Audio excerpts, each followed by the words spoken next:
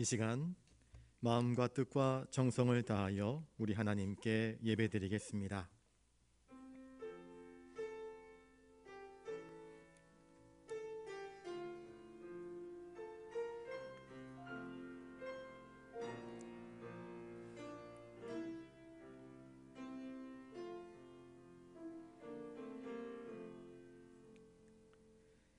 내가 산을 향하여 눈을 들리라.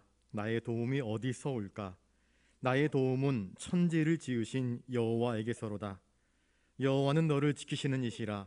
여호와께서 너를 지켜 모든 환난을 면하게 하시며 또 내 영혼을 지키시리로다. 거룩하신 주님, 우리의 영혼을 지키시는 주님을 의지하며 주님 전으로 나왔습니다.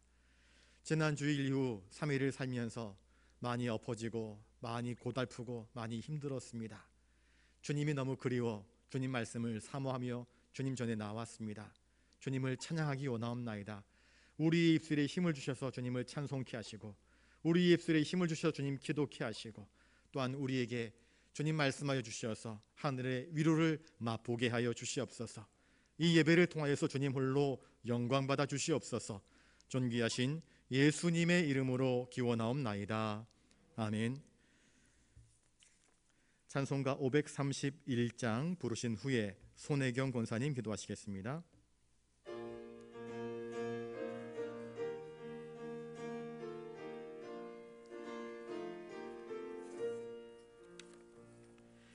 자비한 주께서 부르시네 부르시네 부르시네. 사랑의 햇빛을 외함받고 점점 더 멀리 가나. 지금 오라 지금 오라. 자비한 주께로 지금 겁나오라. 고달파 지친 자 쉬라하네 쉬라하네 쉬라하네. 무거운 짐진 자 다 나오라. 쉬게 해주시리라. 지금 오라 지금 오라. 자비한 주께로 지금 겁나오라. 주께서 지금도 기다리네 기다리네 기다리네. 죄짐을 가지고 다 나오라. 어서 주 앞에 오라. 지금 오라 지금 오라. 자비한 주께로 지금 겁나오라. 주님의 소리를 들어보라 들어보라 들어보라. 그 이름 믿는 자 복받으리. 어서 곧 일어나라. 지금 오라 지금 오라. 자비한 주께로 지금 겁나오라.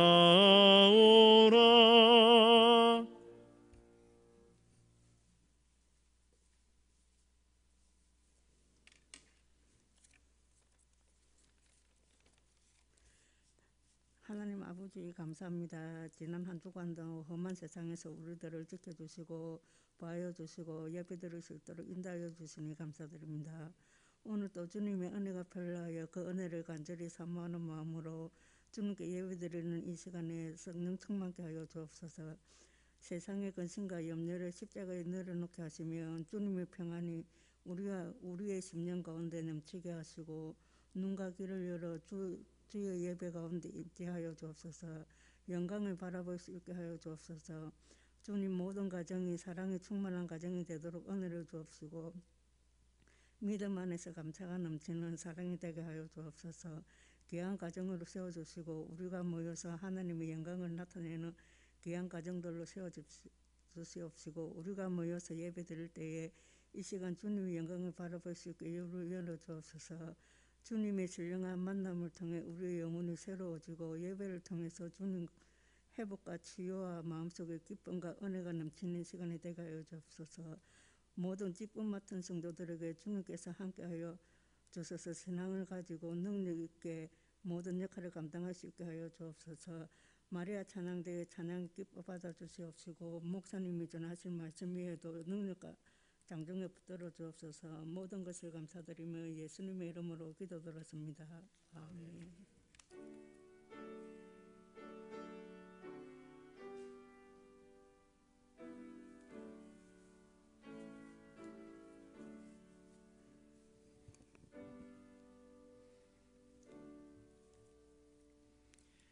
이 시간 하나님께서 우리에게 주시는 말씀은 구약성경 창세기 6장 13절부터 22절까지 말씀입니다.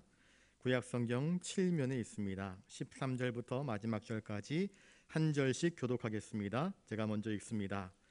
하나님이 노아에게 이르시되 모든 혈육 있는 자의 포악함이 땅에 가득하므로 그 끝날이 내 앞에 이르렀으니 내가 그들을 땅과 함께 멸하리라.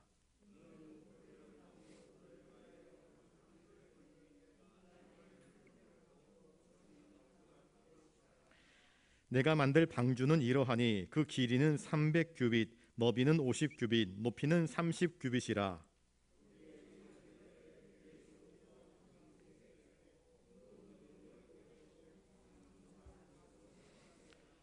내가 홍수를 땅에 일으켜 무릇 생명의 기운이 있는 모든 육체를 천하에서 멸절하리니 땅에 있는 것들이 다 죽으리라.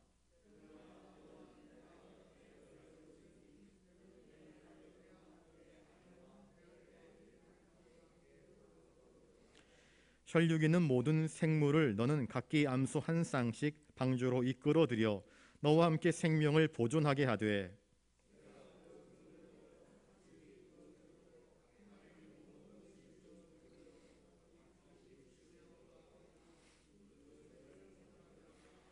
너는 먹을 모든 양식을 내게로 가져다가 저축하라. 이것이 너와 그들의 먹을 것이 되리라.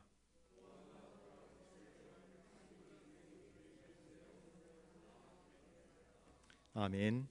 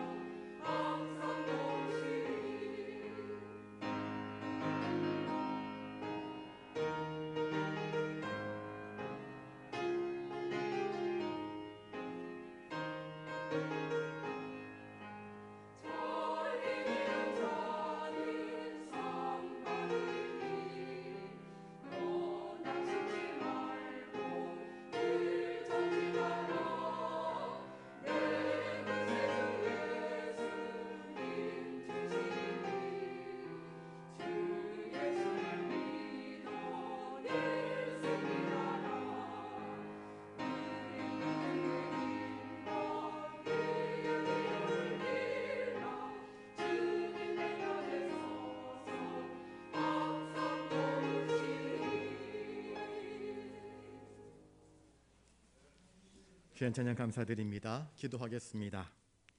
거룩하신 주님 참으로 감사를 드립니다. 이 시간 저희들 수요기도로 모였습니다. 말씀 듣기를 원하옵나이다.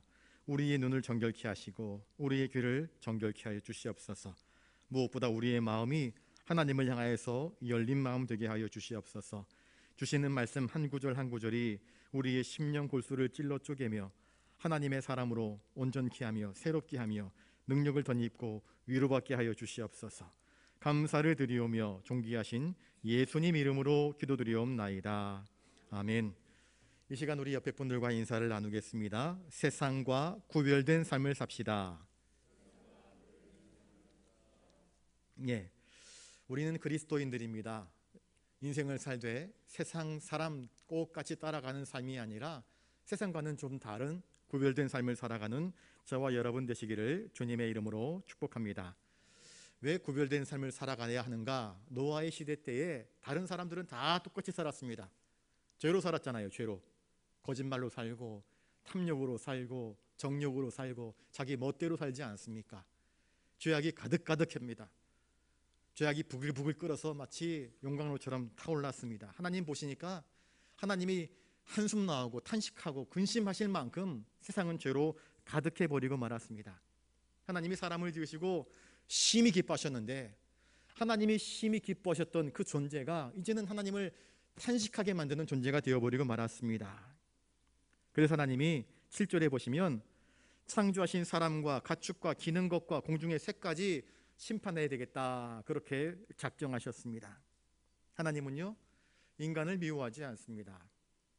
하나님이 미워하시는 것은 무엇입니까? 하나님은 죄를 미워하십니다. 이것을 기억하시기 바랍니다. 그런데 인간에게 기회를 주는데 죄를 떼어놓지 못합니다. 죄를 끊지 못합니다. 죄악된 길에서 돌이키지 못합니다. 또 하나 우리가 기억해야 할 것은 죄악 중에 있는 사람들은 그 누구도 하나님을 기쁘시게 할 수 없다 하는 것입니다. 하나님은 인간의 죄를 모른 척 외면하지 않습니다. 왜? 하나님은 공의의 하나님이시기 때문입니다. 그래서 그 죄악을 벌하심으로써 하나님이 원하시는 새로운 질서, 또 새로운 생명을 주시려고 이 노아의 홍수의 심판을 예비하시고 또 작정하신 것입니다. 하나님은 지으신 모든 삼라만상에 미치는 이 하나님의 심판이 있음을 우리에게 이야기해 주고 있습니다. 인간의 죄로 말미암아 삼라만상이 하나님의 심판대 앞에 놓이게 된 것을 우리는 결코 간과해서는 안 되는 것입니다. 나 한 사람의 범죄, 나 한 사람의 타락이 나만 망하는 것이 아니라 우리 가정이 망할 수 있고요, 우리 공동체가 망할 수 있는 것입니다. 한 사람의 죄가 이렇게 무시무시한 속도로 전염병처럼 번져나가기 시작하면 세상 사람들이 타락하는 것은 금세 이루어질 수 있음을 이 노아의 시대를 바라보면서 우리는 깨달을 수 있어야 할 것입니다. 하나님이 노아에게 말씀하십니다. 시편 25편 14절에 여호와의 친밀하심이 그를 경외하는 자들에게 있음이여 그의 언약을 그들에게 보이시리로다. 하나님은 하나님을 경외하는 자들을 친밀하게 대하신대요. 친밀함. 우리 주님이 하늘 아버지를 향하여서 아바 아버지라 부르지 않습니까? 아빠라 부릅니다. 아빠라 부릅니다. 아빠. 아이가 아버지를 향해서 아버지 그러면 뭔가 거리감 느껴졌는데 아빠 그러면 굉장히 친밀하지 않습니까? 머리가 커가지고요, 군대 갔다 와서 엄마를 엄마라 부르지 않고 어머니 그러면 약간 낯간지럽지 않습니까? 이게 아빠라 부른다, 엄마라 부른다, 이건 굉장한 친밀감을 이야기하는 것입니다.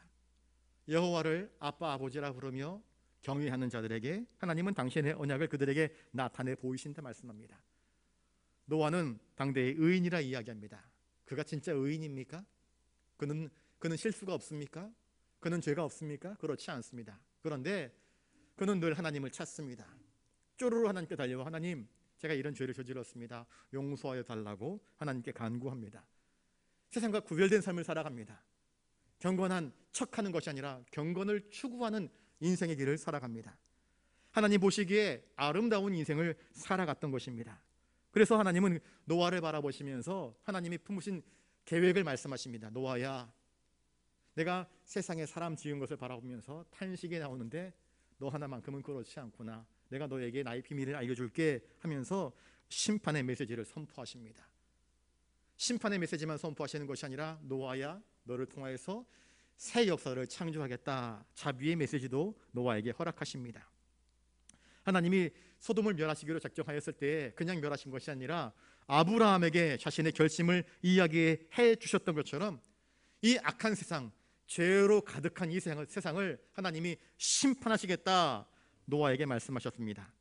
아모스서 5장 7절에 주 여호와께서는 자기의 비밀을 그 종 선지자들에게 보이지 아니하시고는 결코 행하심이 없으시리라 이야기합니다. 하나님은 경고하십니다. 회개할 기회를 주십니다. 그냥 느닷없이 치시는 것이 아닙니다. 돌이켜 회개하여 구원 얻을 수 있는 기회를 주시는 것입니다. 자기의 선지자들에게 백성들을 향해서 외치라 선포하라 이야기하지 않습니까? 요나가 왜 니느웨로 갔겠습니까? 가서 선포하라 하는 것 아니겠습니까? 못된 니느웨지만 그들에게 회개할 기회를 주라 말씀하시는 것 아니겠습니까? 하나님이 노아에게 말씀하십니다. 너 나가서 이 사람들에게 하나님의 심판을 선포하라, 전파하라. 네가 나의 메신저가 되어서 이 사람들에게 회개할 기회를 주어라. 하나님이 그에게 이 사명을 맡겨주신 것입니다. 그러면서 내가 그들을 땅과 함께 멸하리라. 고린도전서 3장 17절에 누구든지 하나님의 성전을 더럽히면 하나님이 그 사람을 멸하시리라. 너희 몸이 하나님이 성령이 거하시는 거룩한 전인 줄 알지 못하느냐? 우리 몸을요 더러운 것, 육신의 정욕, 안목의 정욕, 이생의 자랑으로 더럽히는 것 하나님이 결코 기뻐하지 않습니다. 죄의 대가는 무엇입니까? 어려서부터 늘 들어왔던 말씀 있지 않습니까? 죄의 싹은 사망이라. 그렇습니다. 죄의 대가는 사망입니다. 그런데 하나님이 노아에게 구원을 약속하십니다. 온통 세상이 칠흑같이 어두운 현실에서도 의인이 살아갈 수 있는 탈출구, 구원의 창구를 하나님께서 예비해 놓으셨습니다. 이 구원은 하나님이 허락하신 길이고 하나님께 나아가는 길입니다. 그리고 이 구원을 얻기 위해서 인간은 누구나 예수 그리스도 십자가를 믿어야 하는 것입니다. 자, 14절 말씀을 한번 같이 읽어보겠습니다. 14절입니다. 시작. 너는 고페르 나무로 너를 위하여 방주를 만들되 그 안에 칸들을 막고 역청을 그 안팎에 칠하라. 하나님께서 노아에게 방주를 만들라 그렇게 지시하십니다. 하나님은 자기를 사랑하는 자에게 끝까지 은혜를 베푸시는 하나님이십니다. 하나님을 경외하는 자에게 하나님은 은총을 나타내 보이지 않습니까? 너는 코페로 나무로 너를 위하여 방주를 만들라. 이 방주는 우리가 흔히 이야기하는 커다란 배가 아닙니다. 배에는 뭐가 있습니까? 키라고 해가지고 핸들 있지 않습니까? 핸들을 돌리면 뒤에 이제 방향 조정하지 않습니까? 그런데 노아의 방주에는요 핸들이 없어요. 키가 없습니다. 닷도 없습니다. 노아의 방주는 엄밀한 의미에서 배가 아닙니다. 거대한 상자입니다. 상자, 괴짝 같은 것입니다. 물이 새지 않도록 창문 몇 개만 만들어 놓고 어떤 추진력, 힘, 어떤 에너지를 그 안에 넣지 않았습니다. 인력으로 노를 젓거나 이렇게 하지도 않았습니다. 다만 밖에서 물이 새어 들어오지 않도록 역청을 발라가지고 철저하게 방수, 방진, 방습 대비하고 이 노아의 홍수 때에 엄청난 그 물의 피해로부터 보호받을 수 있도록 그 작업을 하라 그렇게 말씀하십니다. 배에 핸들이 없고 키가 없고 노가 없으면요 어디로 가는지 방향을 알 수 없습니다. 이 말은 무엇인가? 이 배의 운명은 철저하게 하나님의 손 아래에 있다. 그러니 너는 핸들을 돌리면서 네 맛대로 이렇게 가면 살 수 있지 않을까, 저렇게 가면 살 수 있지 않을까 고민하지 마라. 내가 너와 함께 할 것이다. 내가 너를 지키고 너를 보호해 줄 것이다. 이 말을 네가 신뢰해라 하는 뜻이기도 합니다. 이 고페르 나무는 잣나무의 일종인데요, 중군동 북부 레바논에 이 나무가 많이 있다고 합니다. 나무가 얼마나 단단한지 조직이 아주 치밀하고 내구력이 굉장히 좋습니다. 그래서 배를 만들 때에 또 아덴이나 애굽에서는요 관을 만들 때 그 미이라 넣으면 미이라 썩지 않도록 그 관을 만들 때 아주 그냥 쇳덩이처럼 단단한 나무가 바로 이 나무라고 합니다. 실제로 성 베드로 성당의 문을 이 나무로 만들었는데 약 1100년 동안 그 나무가 썩지 않고 보존되었다 하는 전설이 있습니다. 아무튼 튼튼한 나무였던 것 같습니다. 하나님은 노아에게 방주를 만들라 이야기하셨습니다.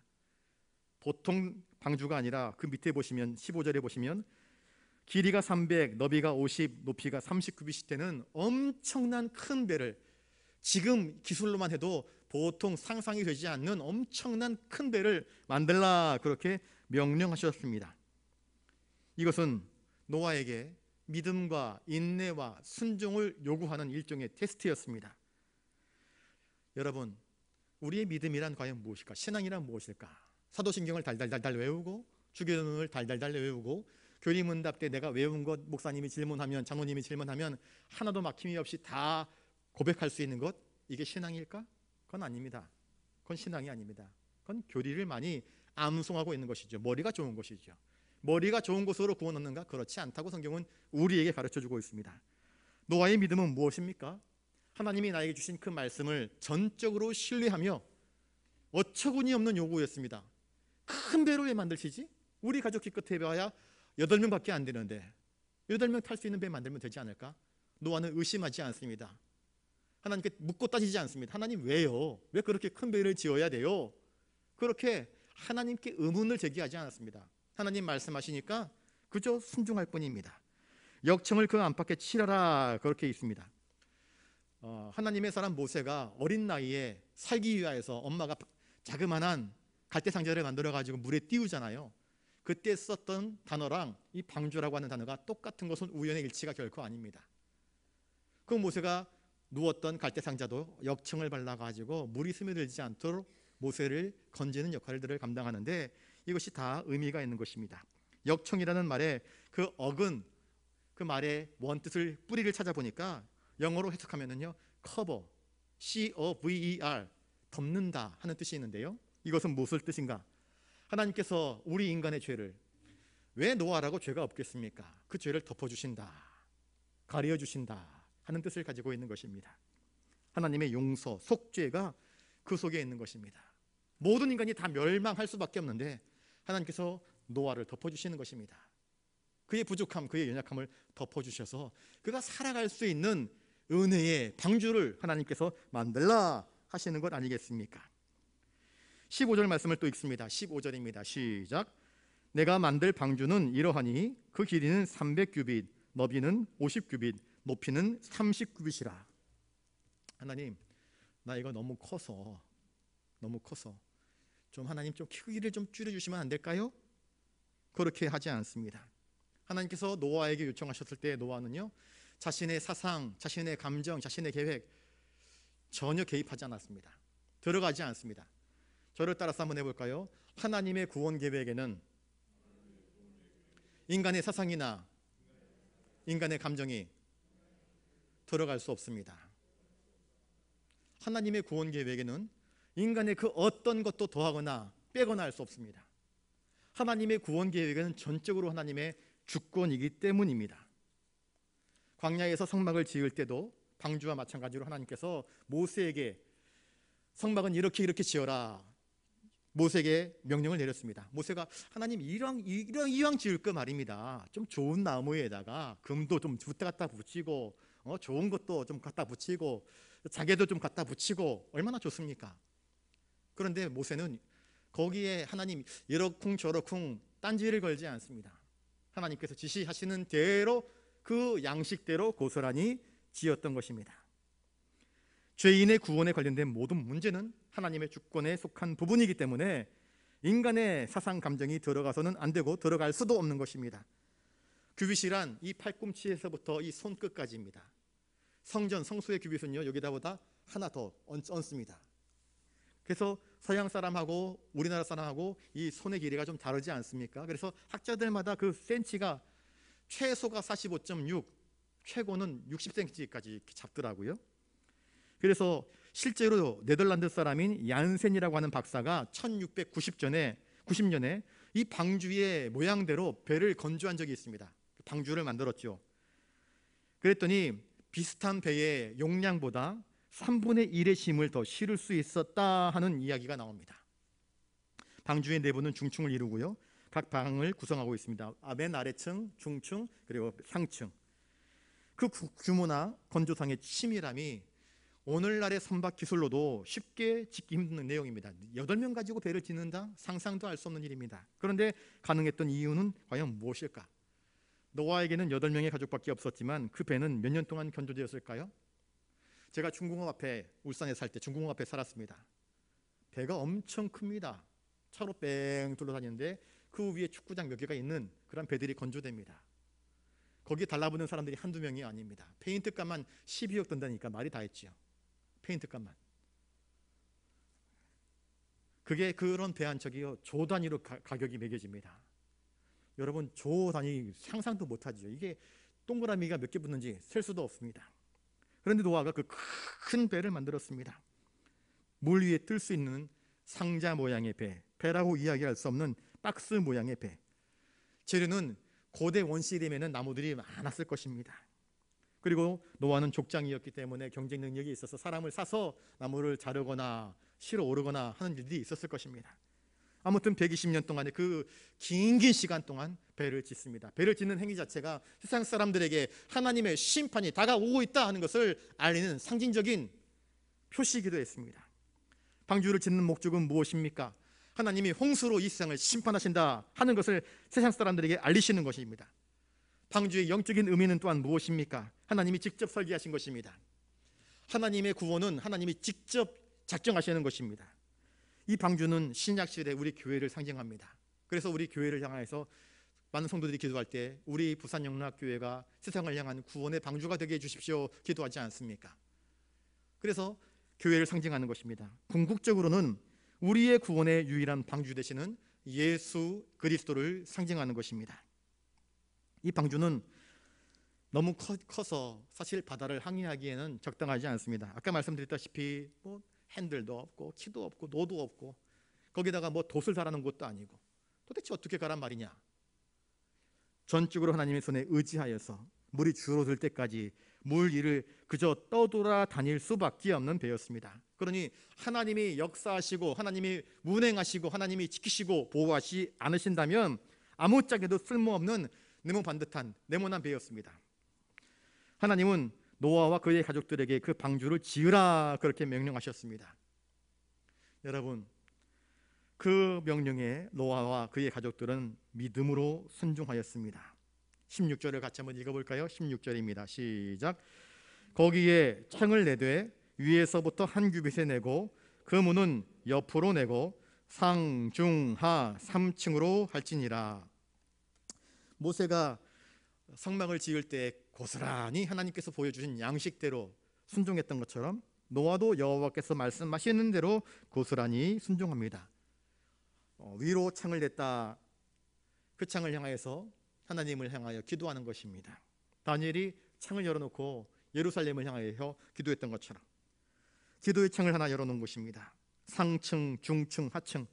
제일 밑에 하층에는 먹을거리들이 가득가득 창고처럼 그렇게 쌓아 놓았을 것이고, 중층에는 동물들이 살았을 것이고, 맨 꼭대기층에는 노아와 그의 가족들이 살았을 것이고, 그 외에 잡다한 것들이 아마 상층에 다 들어갔을 것입니다. 17절을 읽습니다. 17절입니다. 시작. 내가 홍수를 땅에 일으켜 무릇 생명의 기운이 있는 모든 육체를 천하에서 멸절하리니 땅에 있는 것들이 다 죽으리라. 최근에 기상이변이 벌어지면서 엊그제 또 태풍이 일본 쪽으로 쑥 지나가면서 비가 1000mm 왔다고 하더라고요. 일본은요, 지진도 많이 일어나고 또 태풍이 많이 있기 때문에 그 자연재해에 대해서 철저하게 대비하는 나라입니다. 그런데 그렇게 대비했어도 자연의 이 위대한 위력 앞에서 꼼짝 못하는 것이 인간의 연약함입니다. 포항에도 비가 많이 와가지고 엄청난 많은 인명손해와 손해와 그리고 물질적인 손해를 입지 않았습니까? 포스코가 멈춰설 만큼 큰 피해를 입지 않았습니까? 자연재해 앞에서 우리 인간이 감당할 수 있는 힘이라고 하는 것은 너무나 미비합니다. 그런데 이 노아의 홍수는요, 자연재해가 아니었습니다. 하나님은 노아에게 말씀하십니다. 이건 우연히 일어난, 어쩌다 일어난 사건이 아니라 하나님이 계획하신 하나님의 심판이라 하는 것을 우리에게 들려주고 있습니다. 심판은 하나님이 하신다. 그래서 모든 육체, 천하에 호흡하는 모든 것들을 내가 다 멸할 것이라 하나님 말씀하셨습니다. 그런데 노아에게는 은혜를 베푸시는데 18절을 또 읽습니다. 시작. 그러나 노아는 내가 내 언약을 세우리니 너는 내 아들들과 내 아내와 내 며느리들과 함께 그 방주로 들어가고. 언약이라는 말은요, 끊는다. 언약은 만약에 짐승을 잡으면요, 짐승을 양쪽으로 찢습니다. 계약의 당사자 앞에서 그걸 찢고요, 그 앞으로 지나갑니다. 그 언약을 맺을 때 이것을 약속하는 것입니다. 언약을 어기는 사람은 이 짐승이 찢겨진 것처럼, 끊어진 것처럼 죽는다는 뜻입니다. 언약이란 그렇게 생명을 걸고 지켜야 하는 내용입니다. 하나님은 노아를 이 언약의 파트너로 삼으셨습니다. 그러면서 내가 너에게 구원을 약속하겠다. 나는 너희 하나님이 될 것이고 너와 내 자녀와 내 후손들은 나의 백성이 될 것이다. 그렇게 말씀하여 주셨습니다. 노아의 방주는 하나님의 구원선이 될 것이다.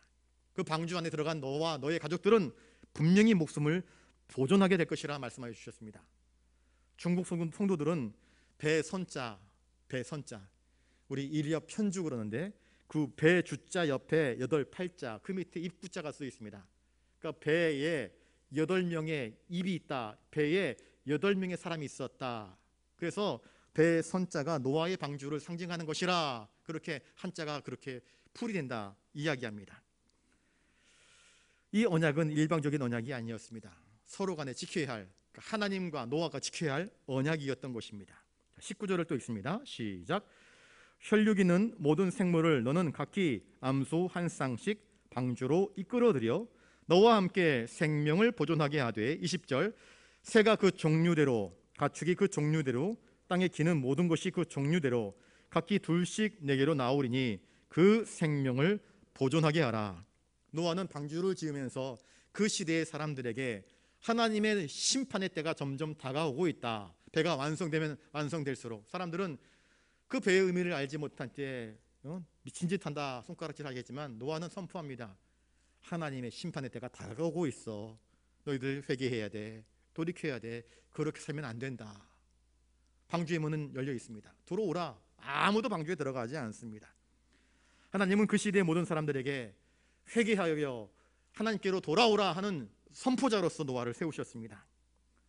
이게 노아에게 주어진 첫 번째 사명이었습니다. 두 번째는 무엇인가? 땅 위에 있는 생물들을 둘씩 짝지어서 그 생물들을 구조하라. 여러분, 우리 그리스도인들은요, 자연을 보호할 줄 아는 사람이 되어야 합니다. 생물들을 구조할 줄 아는 사람이 되어야 합니다. 생물들을 망가뜨리는 것은 하나님이 원하시는 뜻이 아닙니다.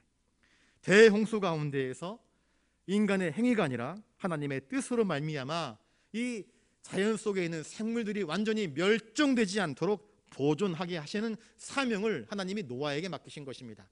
이것은 또한 우리에게도 같은 내용으로 말씀하시는 것입니다. 갈수록 우리 곁에 흔했던 짐승들이 사라지지 않습니까? 그 옛날에 많았던 한국 호랑이가 이제는 없지 않습니까? 시베리아 호랑이나 겨우 동물원에 갖다 놓고 이게 우리 조상들의 호랑이랑 가장 비슷한 호랑이다, 백두산 호랑이다, 뭐 이런 식으로 이야기하지 않았습니까? 이전에 흔했던 것들이 이제는 점점 희귀동물, 멸종동물이 되어버리는 그러한 모습을 우리는 볼 수 있습니다. 동물을 관리하는 것도 하나님께서 보존하고 관리하는 것이 하나님이 노아에게 주신 사명입니다. 21절을 읽어보겠습니다. 21절 시작. 너는 먹을 모든 양식을 내게로 가져다가 저축하라. 이것이 너와 그들의 먹을 것이 되리라. 홍수의 기간은요 1년이었습니다. 12달입니다. 12달. 비가 오고 그 비가 온 다음에 물이 다 감화해져서 그 배에서 나갈 때까지 12달 동안입니다. 그러니 12달 동안 노아와 그의 가족들만 먹는 것입니까? 그렇지 않지 않습니까? 그 안에 들어간 모든 생물들이 함께 먹어야 됩니다. 그러니 120년 동안 배를 짓고 난 다음에 그 다음에 그 생물들을 그 배 안에 들이기 전에 이 모든 노아의 가족들과 그것도 한 달, 2달 버티는 것이 아니라 12달 동안 버텨야 될 양식을 쟁여 넣어야 됩니다. 이게 또 보통 일이 아니었을 것입니다. 엄청나게 많은 돈이 들어가야 하는 일이고 수고가 필요한 일입니다. 지금처럼 냉장고 있습니까? 지금처럼 뭐 항아리 파가지고 김치 해가지고 묻어놓습니까? 사람만 먹을 것이 아니라 짐승들까지 같이 먹어야 됩니다. 거기에는 하나님의 깊으신 섭리가 있습니다. 자세한 내용은 어떻게 저장했고 어떻게 보온했고 어떻게 보냉했는지 아무도 알지 못합니다. 그러나 하나님이 함께 하셔서 썩지 않게 하시고, 이스라엘 백성을 보십시오. 광야를 걸어갈 때에 신발이 닳지 않았잖아요. 헤어지지 않았지 않습니까? 옷이 40년 동안 옷이 헤어지지 않았다 성경은 이야기하고 있지 않습니까? 보리떡 5개 물고기 2마리로 넉넉히 먹이시는 분이 하나님이신 것을 성경은 우리에게 이야기해주고 있지 않습니까? 여러분, 의심하지 마세요. 하나님의 전능하심을, 하나님의 전지하심을 우리의 상상력으로, 우리의 그 속 좁은 오만과 편견으로 하나님의 크기를 지레 짐작하면서 이랬을 것이다 저랬을 것이다 할 필요 없습니다. 주신 이 말씀 속에서 하나님의 기쁘신 섭리 속에서 이 일들이 이루어졌을 것이라 우리는 다만 믿을 뿐입니다. 사실 엄청난 식량이 필요했을 것입니다. 왜? 많은 생물들이 그 안에 들어갔기 때문입니다. 쉬운 일이 아니었을 것입니다. 노아는요, 그 안에서 자기와 자기 가족만 건사한 것이 아니라 그 모든 생물들이 단 하나도, 단 한 마리도 죽지 않고 그 생명들이 보존될 수 있도록 그것들을 보호하는 역할을 했습니다. 동물원의 짐승들도 그 사육사들이 관리하지 않으면 죽습니다. 아픕니다. 병 걸립니다. 그래서 사육사들은요, 자기가 맡은 그 짐승들 죽으면은요 울더라고요. 아파가지고 자기 가족처럼 여기더라고요. 아마 노아도 그 배 안에 들어온 모든 생물들 이름 하나를 다 불러주면서 가족처럼 여기면서 소중하게 여기지 않았을까 하는 생각이 듭니다. 자, 결론을 봅니다. 22절을 같이 한번 읽어보겠습니다. 시작. 노아가 그와 같이 하여 하나님이 자기에게 명하신 대로 다 준행하였더라. 배를 짓는 게 쉬운 일이 아니지 않습니까? 120년 동안, 여러분 말이 120년이지 다른 거 안 하고 배를 지어 보십시오. 물론 농사를 지었을 것입니다. 목축을 했을 것입니다. 그러나 대부분의 시간은 배를 짓는 일에 시간을 쏟아부었을 것입니다. 모든 사람들이 수군두군거리고 욕하고 나무라고 해도 신경 쓰지 않고 초지일관 배를 짓는 일에 그는 열심을 냅니다. 출애굽기 40장 16절에 모세가 그같이 행하되 곧 여호와께서 자기에게 명하신 대로 다 행하였다, 그렇게 말씀합니다. 여호와께서 노아에게 명하신 대로 노아도 다 행하였습니다. 마침내 구원의 상징이 된 방주가 완성되었습니다. 아직 나타나지 않은 미래에 대한, 아직 그 홍수가 오지 않았지 않습니까? 그런 조짐도 보이지 않지 않습니까?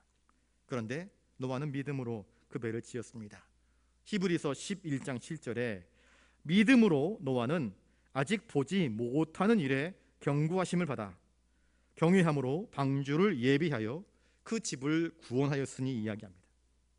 보지 못하였지만 하나님의 약속을 확실히 믿고 신뢰하기 때문에 그는 방주를 지으면서 순종하였던 것입니다.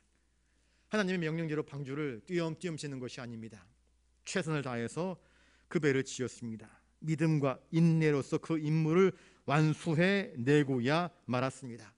수많은 사람들이 나를 미쳤다고 놀려대지만 그러면 그럴수록 더욱더 하나님께 엎드려 기도하면서 막대한 돈이 들어갔고 막대한 힘이 들어갔고 엄청난 인내가 들어갔고 전적인 자기 희생이 담겨져 있는 그 널빤지 하나하나, 기둥 하나하나 다 노아와 그의 가족들의 땀과 피, 눈물이 담겨져 있는 그러한 방주가 아니겠습니까?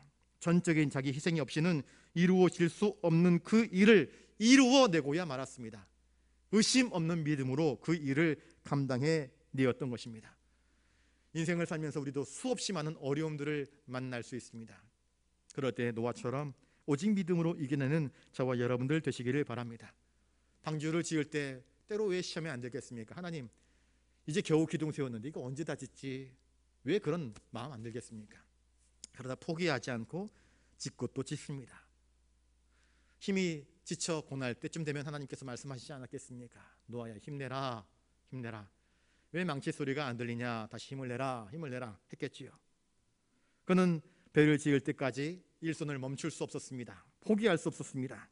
이처럼 우리에게도 노아와 같은 포기할 줄 모르는 믿음의 자세, 순종의 자세가 필요합니다. 하나님이 내게 말씀하시면 하나님 너무 힘들어요. 이젠 그만 할게요. 좀 할 만한 사람 지으라고 하세요. 좀 젊은 사람 시키세요. 이렇게 하지 않았습니다. 그는 꾸역꾸역 자기에게 주어진 일들 매 순간순간 감당해냅니다. 마치 거북이 같습니다. 한 걸음 한 걸음 그냥 계속 걸어가는 것입니다. 언제 완성될지 모르지만 망치질을 하고 톱질을 하고 나무를 자르고 또 세우고 하면서요, 역청을 바르고, 그것으로 끝입니까? 짐승들을 들여다 놓고 또 곡식들을 쌓아다 놓고, 이 많은 시간들 120년 동안 이 일들을 감당했는데 이것은 믿음이 없이는 절대로 감당할 수 없는 엄청난 대공사였습니다. 저를 따라서 한번 해볼까요? 순종이 없는 믿음은 존재하지 않습니다. 여러분, 순종 없는 믿음은 믿음이 아닙니다.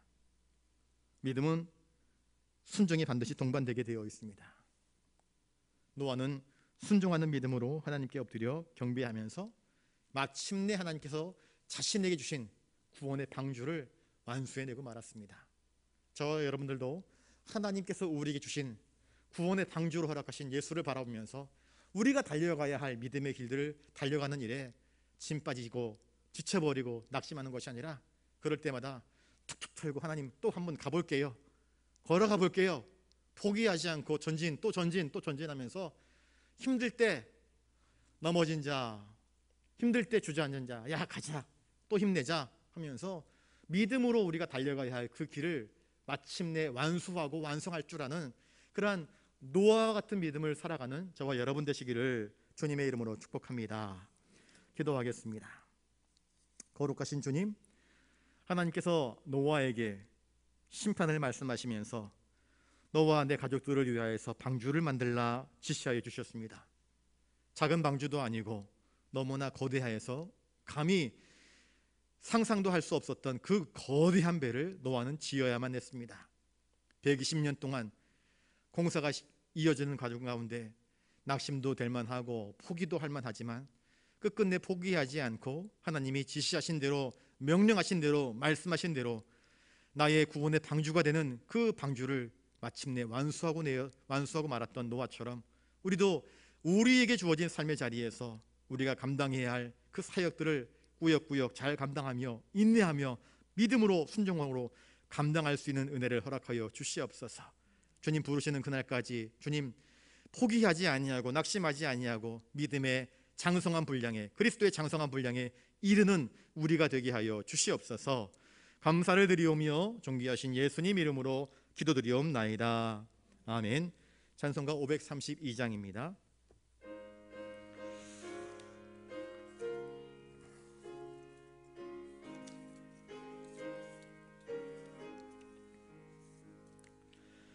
주께로 한 걸음씩 왜 가지 않느냐, 내 죄를 자복하고 그 앞에 나가라. 한 걸음씩 한 걸음씩 주께 나오라. 주님께 아뢰이며 너 복을 받으리라. 값없이 주는 은혜 너 거절 말아라. 주께로 한 걸음씩 너 빨리 나가라. 주께서 너를 맞아 내 죄를 사하리. 한 걸음씩 한 걸음씩 주께 나오라. 주님께 아뢰이며 너 복을 받으리라. 값없이 주는 은혜 너 거절 말아라. 주께로 한 걸음씩 주 은혜 받으라. 기회를 내 마음 정하라. 한 걸음씩 한 걸음씩 주께 나오라. 주님께 아뢰이며 너 복을 받으리라. 값없이 주는 은혜 너 거절 말아라. 주께로 한 걸음씩 곧 와서 아뢰라. 기쁘게 너의 몸을 주 앞에 드리라. 한 걸음씩 한 걸음씩 주께 나오라. 주님께 아뢰이며 너 복을 받으리라. 값없이 주는 은혜 너 거절 말아라. 아멘. 하나님은 노아에게 너의 구원을 위해서 방주를 만들라 그렇게 말씀하셨습니다. 많은 어려움 가운데서도 노아는 방주를 만들었습니다. 하나님은 우리에게도 방주를 만들라 이야기하십니다. 우리가 만들어야 할 방주는 무엇일까요? 자기 직분의 완성을 이루라 말씀하십니다. 하나님이 세우신 직분, 그 직분 포기하지 말고 성실히 그 직분 속에서 네가 지어야 할 것들을 지어내라. 내가 기름 부음 받을 때에 하나님이 너에게 말씀하신 것 그거 잊지 말고 하나님이 너를 부르셨던 그날들을 기억하며 첫사랑을 기억하며 내가 감당해야 할 너의 사명의 길들을 걸어가라 말씀하셨습니다. 우리도 노아처럼 하나님의 약속의 말씀을 믿으며 구원의 방주이신 예수님 품 안에 거하면서 우리가 세상 사람의 조롱과 멸시를 받음에도 불구하고 우리가 달려가야 할 믿음의 길들, 믿음의 방주들, 믿음의 사역들 그것들을 이루기 위해서 주님과 동행하면서 오늘도 굴하지 않고 열심히 달려가는 우리가 되게 달라고 여러분들 기도하시기 바랍니다. 낙심한 자들이 있습니다. 마음 상한 자들이 있습니다. 주님의 일 열심히 감당하다가 이제는 손이 부들부들 떨리면서 난 더 이상 저 사람 때문에 못해 먹겠다 하면서 손을 놓아버린 사람들 계십니다. 그러지 마십시오. 다시 힘을 내십시오. 힘을 내시고 하나님이 다시 힘내서 방주를 완성하라 그러지 않습니까? 포기하지 말고 우리가 만들어야 할, 지어야 할 자기 사명의 방주들을 잘 감당할 수 있도록 주님 나에게 믿음을 더해달라고. 노아처럼 어떤 조롱과 멸시와 핍박 속에서도 내가 지어야 할 그 구원의 방주를 짓는 일, 또 주님께서 맡기신 그 사역들을 감당하는 일 포기하지 않고 끝까지 감당하게 주님 나를 도와달라고 여러분 기도하실 수 있기를 바랍니다. 이원택 집사님이 지난 어제 이제 수술을 하셨습니다. 오른쪽 눈 백내장 수술을 하셨는데 병원에 들어가시기 전에 저한테 목사님 걱정이 좀 있습니다. 그 안구에 이제 근육이 있대요. 그 안구를 움직이는 그 근육이 혹시라도 문제가 있으면 수술이 많이 복잡해지고 어려워질 수 있습니다. 목사님 기도해 주십시오 그랬는데 다행히 그 안구를 움직이는 그 근육들이 별 문제가 없어서 그것 근육도요 눈을 열어봐야 그게 보인대요. 그래서 열었더니 그게 아무 문제가 없어서 수술이 원활하게 잘 진행되었고 그래서 이제 안에 이제 인공 망막을 넣고 하는데 이번 주는 교회를 못 나오실 것 같고요. 한 2주 이제 길면 한 달까지 그게 이제 지나야 이제 정상적으로 보이기 시작하는데 일단 보니까는요 너무 좋대요. 이물감도 없고 이전보다 확실히 더 좋아진 것 같아가지고 감사하다 그런 이야기를 전해주셨습니다. 잘 회복될 수 있도록 여러분들 기도해 주시기 바라고요. 정경자 비권사님 지난번에 어깨 수술한다고 하셨잖아요. 그래서 오늘도 또 전화를 해봤더니 괜찮습니다 목사님, 기도해 주셔서 많이 좋아졌습니다. 다음 주 수요일쯤에 퇴원하게 되면 그 다음부터는 이제 통원 치료하면서 물리치료 받고 그렇게 될 것 같습니다. 계속 기도해 주십시오 그러셨습니다. 수술하신 분들 건강이 속히 회복될 수 있도록 여러분들 기도해 주시고, 또 이야기하지 않지만 우리 구역 식구들 내에 아프신 분들 계시지 않습니까? 그분들을 위해서 기도해 주시고, 우리 교회 행사들을 여러분들 기억하시면서 또 기도해 주시기 바랍니다. 교회 학교를 위해서도 기도해 주시고요. 또 이 저녁에 여러분들이 가지고 나오신 기도의 제목 있죠? 그걸 놓고 또 기도해 주시고, 또 우리 나라 대한민국 정치 지도자들, 참 백성들 마음에는 들지 않지만 그래도 우리가 포기하지 않고 그들을 위해서 기도해야 됩니다. 왜? 하나님께서 너희 위에 세운 지도자들을 위해서 기도하라 그랬습니까? 기도하는 것입니다. 좋아서 기도하는 게 아닙니다. 해야 할 사명이기 때문에 기도해야 됩니다. 우리 빠따까이 교회를 위해서 기도해 주시고, 우리 필리핀 김상철 선교사님, 남수단 강범진 선교사님, 아프리카 케냐의 이승일 선교사님, 우리 교회가 돕는 우리 지역사회의 교회들, 또 기관들 여러분들 기억하시면서 기도해 주시면 좋겠습니다. 이 시간 우리 같이 기도하는 시간 갖도록 하겠습니다. 기도합니다. 거룩하신 아버지 하나님, 참으로 감사를 드립니다. 참으로 노아의 시대처럼 저희들 어려운 시대를 살아가고 있습니다. 경제적으로는 저희들이 풍요합니다. 먹을 거리가 있고 마실 거리가 있고 집이 있고 누울 자리가 있습니다. 냉장고에는 음식이 가득합니다. 그런데 우리의 영혼은 만족을 누리지 못합니다.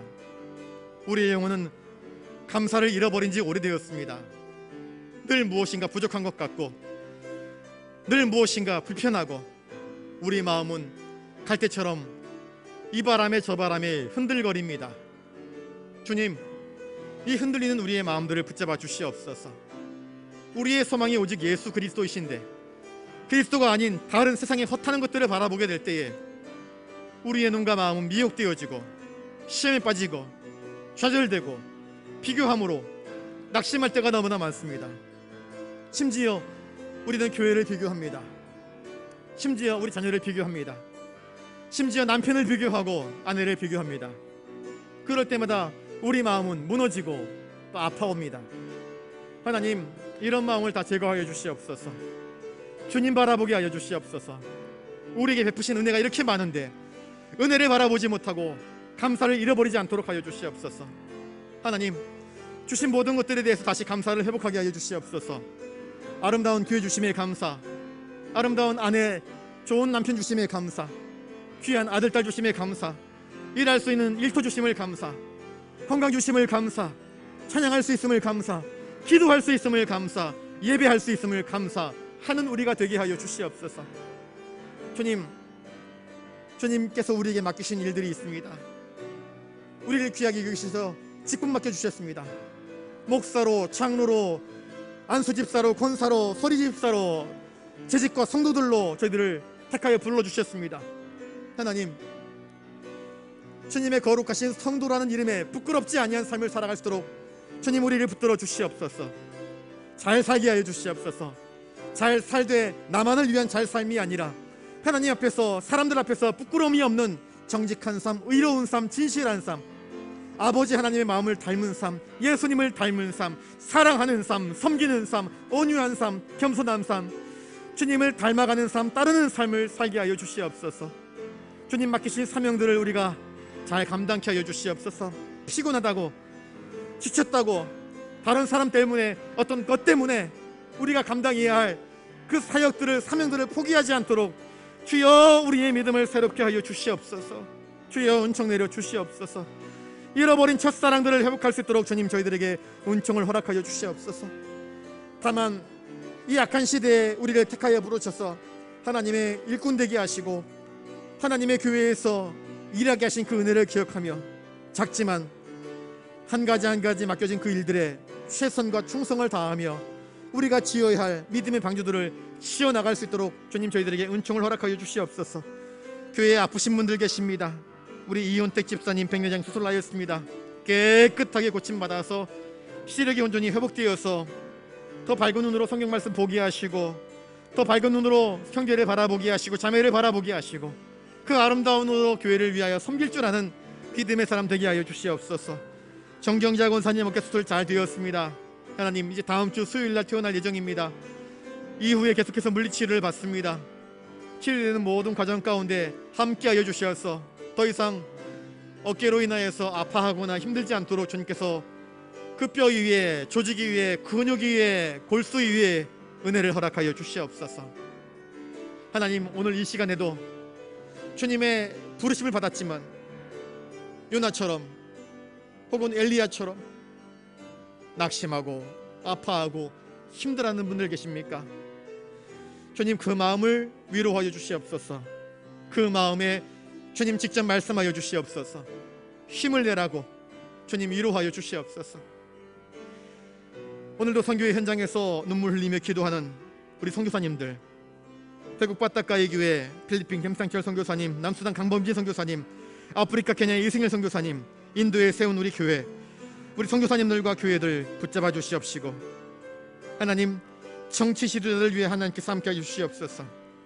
3년 넘도록 지속되어지는 이 코로나 상황 속에서도 하나님, 우리 성도들의 가정과 일터와 건강을 지켜주시옵소서.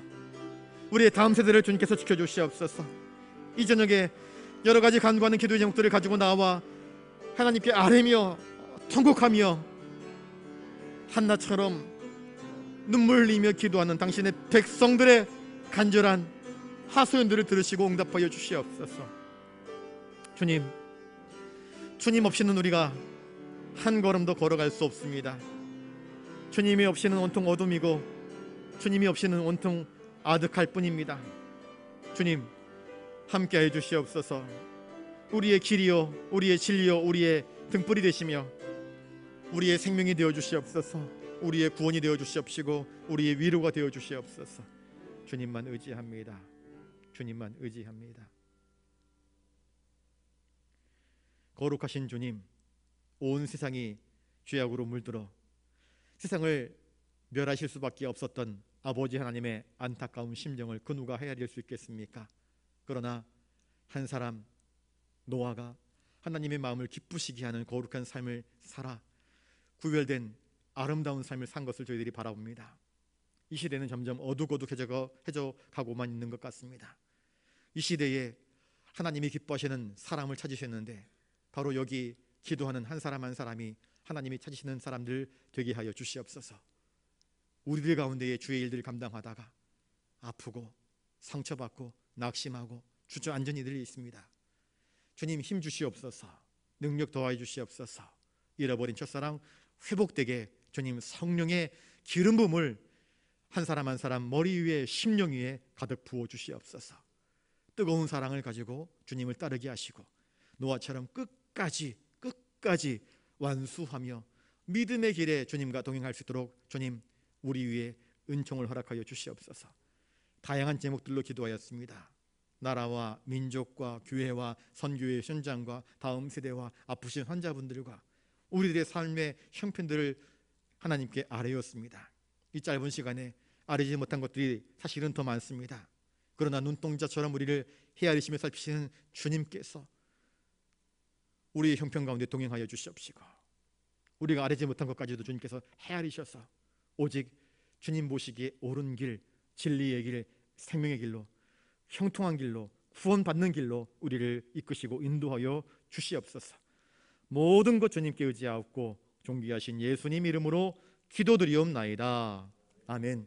이제는 우리 구주 예수 그리스도의 은혜와 하늘 아버지의 놀라우신 사랑하심과 성령님의 감동 감화 역사 교통하심이 점점 죄악으로 물들어가는 이 시대에 다시 주님 바라보고 주님 안에서 힘과 용기를 얻어 우리가 달려가야 할 그 사명의 길들을 끝까지 완수해내기를 다짐하는 사랑하는 부산 영락교회 모든 믿음의 권속들과 현장에서 혹은 영상으로 예배드리는 성도들 한 사람 한 사람 머리 위에 이제로부터 영원토록 함께 하옵시기를 간절히 축원하옵나이다. 아멘.